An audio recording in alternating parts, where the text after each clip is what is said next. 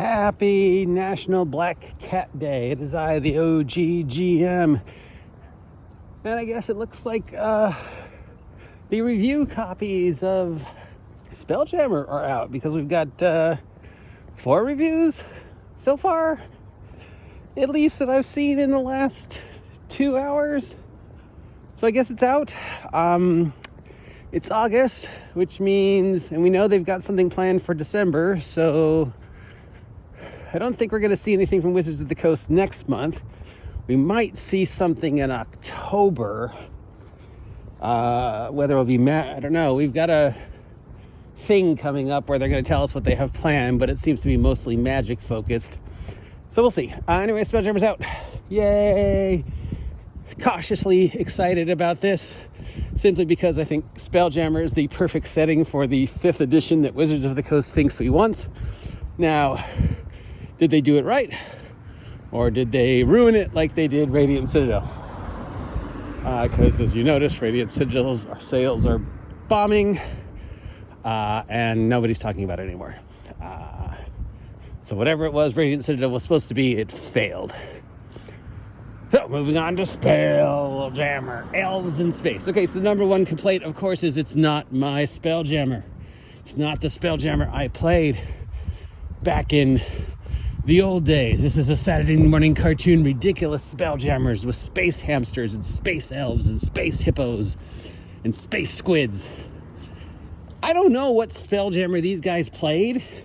They keep making this complaint, but the Spelljammer I remember had space hamsters and space squids and space elves and space hippos.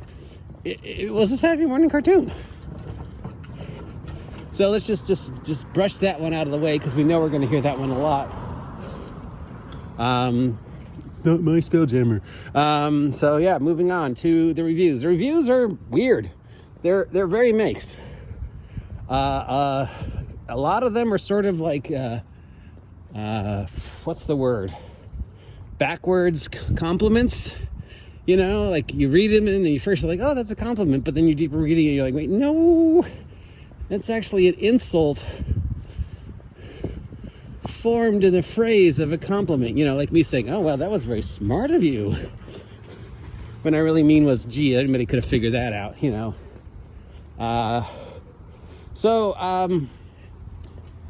One, I read 2 of the 4. The other 2, one was just, I wasn't even going to bother. It was obviously the person hadn't even read Spelljammer or had no idea of the direction Wizards of the Coast was taking D&D, because they were complaining that Spelljammer made characters too powerful and was not like D&D. And, you know, I'm like, dude, have you read any D&D since Tasha?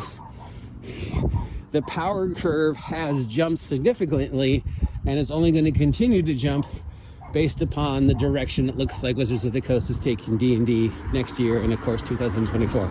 So obviously this guy didn't read Spelljammer and isn't aware of what's been going on with Dungeons & Dragons for the past 4 years. So I ignored that one. The main theme seems to be it's different. The main theme seems to be it's way more powerful. Has a lot more options than maybe people were thinking. That it's not the D&D you're used to. That it's not for your typical D&D crowd. That it's like I said, they're sort of backwards compliments. But the general theme of these 2 reviews that I read seems to be it's not what I expected. It's not what we're used to. It's different. It's taking D&D in a different direction.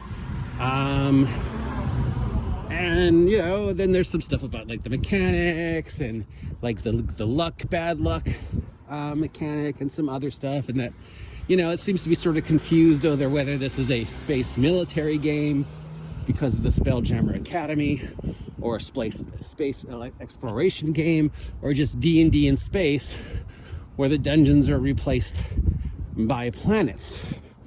And of course, the answer to that should be, if written correctly, that Spelljammer is all of that. It's a space game with D&D. So you can do any of those and more with Spelljammer.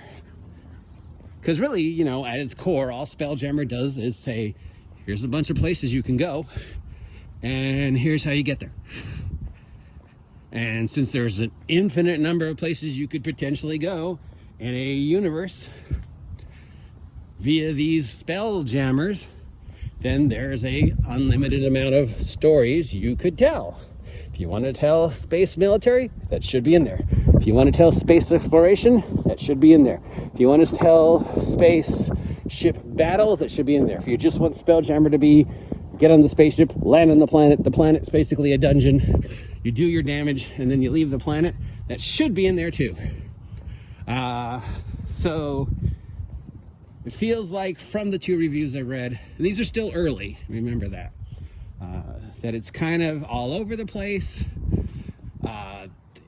The big running theme, which is interesting to me, because let's face it, the 2 main complaints about 5e, other than all the woke, you know, SJW, it's not my fight, D&D crap, the 2 main mechanical complaints about 5e is 5e's too hard, which I still find ridiculous, and 5e doesn't give you enough options, which again, I find ridiculous. Now, 5e being too hard, I've heard plenty of arguments that yes it is, I've heard plenty of arguments that no it's not.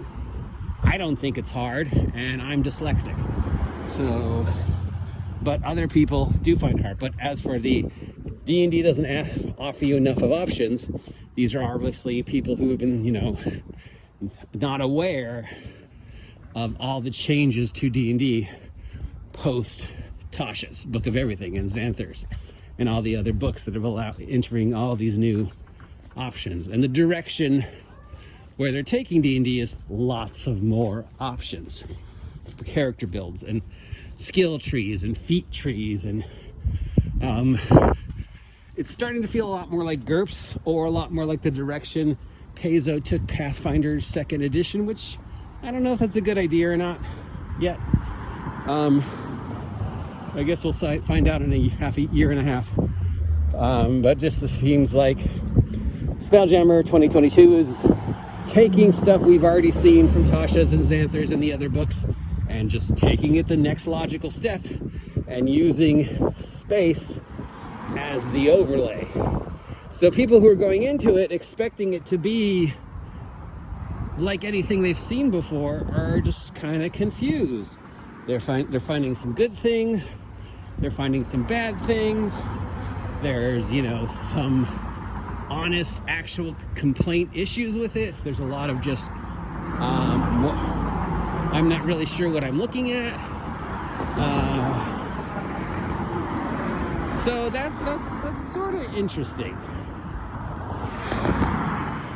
You know, too many people wanted more options. They gave you more options, and now some of these people are complaining. Too many options. It makes the characters too powerful. It doesn't make them D&D characters anymore. It gives them too many options. Stuff like that. I don't know what I'm supposed to do with this. You know. But the art's good.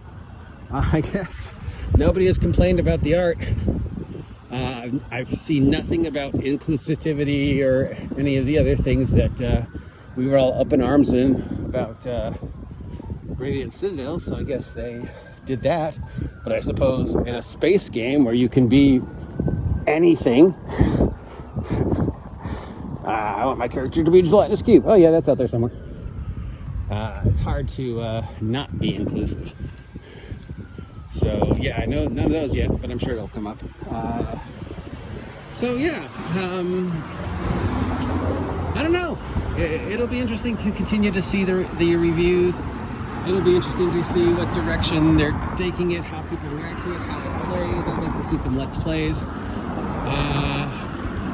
But as for the D&D is too hard, it doesn't feel like they've addressed any of those issues in Spelljammer.